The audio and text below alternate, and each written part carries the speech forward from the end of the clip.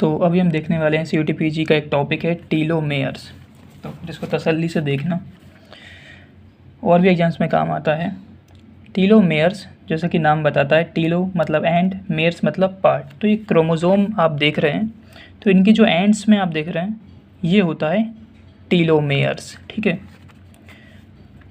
100 से 1000 repeats of हेक्सामेरिक sequence TTAGGG। तो humans में हमारे अंदर इसमें जो सीक्वेंस होता है वो कौन सा होता है? TTAGGG।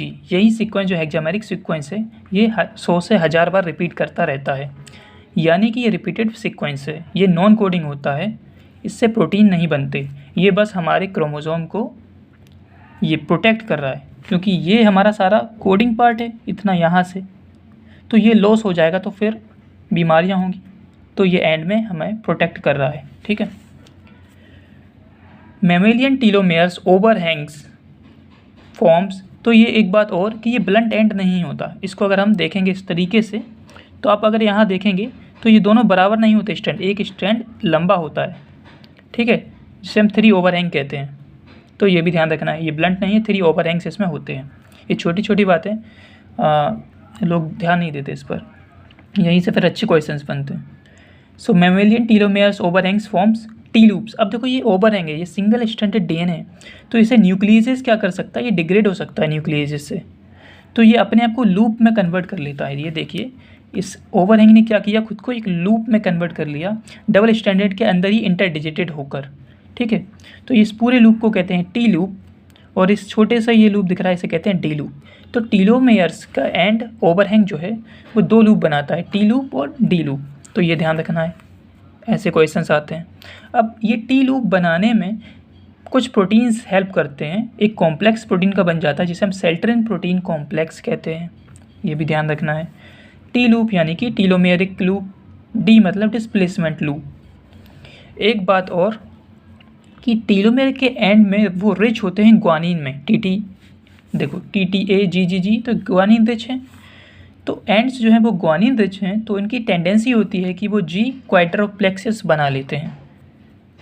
क्वाड मतलब 4, तो एंड्स ने क्या बना लिया? 1 2 3 4, इसे कहते हैं G क्वाड्रुप्लेक्सेस। ये पाए जाते हैं टीलोमेरिक एंड पर। तो ये सारे क्वेश्चंस आते हैं।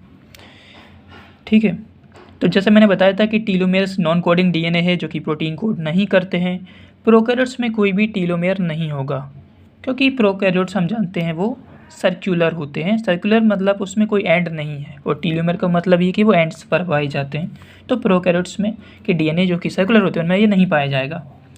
नाउ टीलोमेयर जब हम पैदा होते हैं तो वो 10,000 बेस पेयर के होते हैं, लेकिन धीरे धीरे उम्र के साथ जब हम ओल्ड एज में आते हैं तो वो 5,000 ही रह जाते हैं।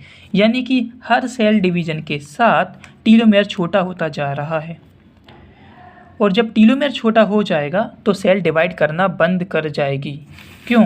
क्योंकि भाई ये टीलोमेयर है, हर सेल डिवीज़न के साथ ये छोटा होता जाएगा। अभी पूरा इतना है, फिर इतना कट जाएगा, फिर इतना कट जाएगा, फिर इतना कट जाएगा। तो अभी ये पूरा कट जाएगा, तो इसके बाद तो हमारा प्रोटीन कटने लगेगा, प्रोटीन यानी कि कोडिंग DNA कटने लगेगा, तो फिर सेल को नुकसान हो जाएगा। तो इसलिए सेल क्या होती है, या तो खुद को मार लेती है या फिर सेनेसेंट हो जाती है। तो जब टीलोमेयर बहुत ज़्यादा जो है ना ख़त्म हो जाता है, तो एक टाइम आता है कि सेल सेनेसेंट हो जाती है। सेनेसेंस का मतलब कि वो डिवाइड करना बंद कर देती है ना, डिवाइड करना बंद कर देती है लेकिन बॉडी में रहती है, या फिर वो अपोप्टोसिस से खुद को मार लेती है। एक सोमेटिक सेल कितने बार डिवाइड कर सकती है? 50 से 70 बार। इसे कहते हैं हेफलिक लिमिट। ठीक है, लेकिन कुछ सेल्स होती हैं बॉडी में जो कंटिन्यूसली डिवाइड करती रहती है, उनमें ये हेफलिक लिमिट नहीं आती। 50 से 70 से बार भी ये ज़्यादा डिवाइड करती रहती हैं। ऐसी कौन सी सेल है? स्टेम सेल्स है, जर्म सेल्स हैं, कैंसरस सेल्स हैं, ये कंटिन्यूसली डिवाइड करती रहती हैं।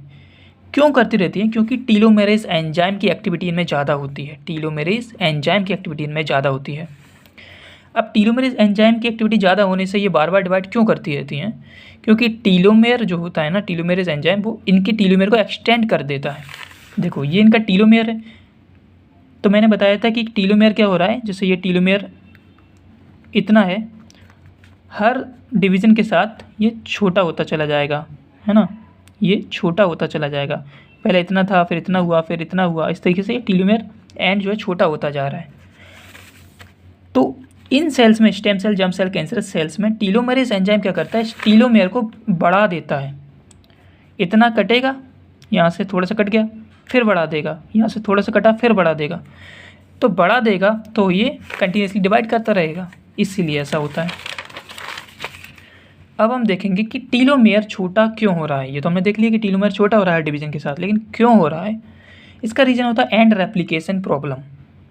ये आपको डिटेल में समझने की ज़रूरत नहीं है अभी, लेकिन मैं थोड़ा सा आपको बता देता हूँ, जस्ट एन आइडिया। तो मान लेते हैं ये हमारा स्ट्रैंड है टेम्पलेट 5 से 3, ठीक है, और ये मान लेते हैं हम टीलोमेयर, ये एंड है, मतलब कि बड़ा सा स्ट्रैंड है, इसका ये एंड है। तो इसमें क्या होता है कि हम लेगिंग स्ट्रैंड में जानते हैं कि प्राइमर लगता है, ठीक है, प्राइमर हर जगह लगता है, यहाँ भी लग गया, यहाँ भी लग गया।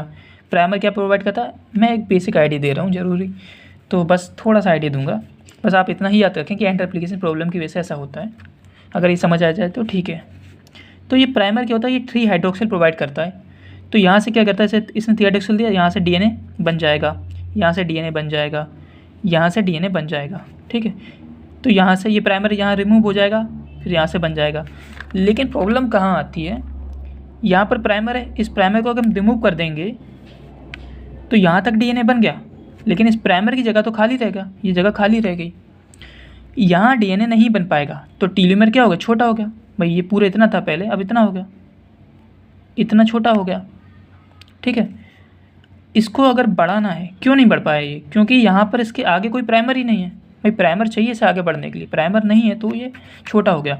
अगली डिवीज़न में क्या होगा, अब ये स्ट्रैंड टेम्पलेट हो जाएगा, तो यहाँ तक बन पाएगा, इतना छोटा हो गया, फिर यहाँ तक बन पाएगा, यहाँ तक बन पाएगा, तो इतना छोटा हो गया टीलोमेयर। तो ऐसा टीलोमेयर छोटा होता जाता है, ठीक है। तो अब हम देखेंगे टीलोमेरेज एंजाइम के बारे में। जो क्वेश्चन आता है, कई बार आता है कि पहला तो ये राइबोन्यूक्लियोप्रोटीन एंजाइम होता है, यानी इसमें प्रोटीन तो होते ही है, राइबो यानी कि RNA भी होता है। तो इसमें क्या होता है, कॉम्प्लीमेंट्री RNA होता है, किसकी, TTAGG। टीलोमेरिक में जो ये सीक्वेंस है ना, इसकी कॉम्प्लीमेंट्री इसमें RNA पाया जाता है, AAUCCC।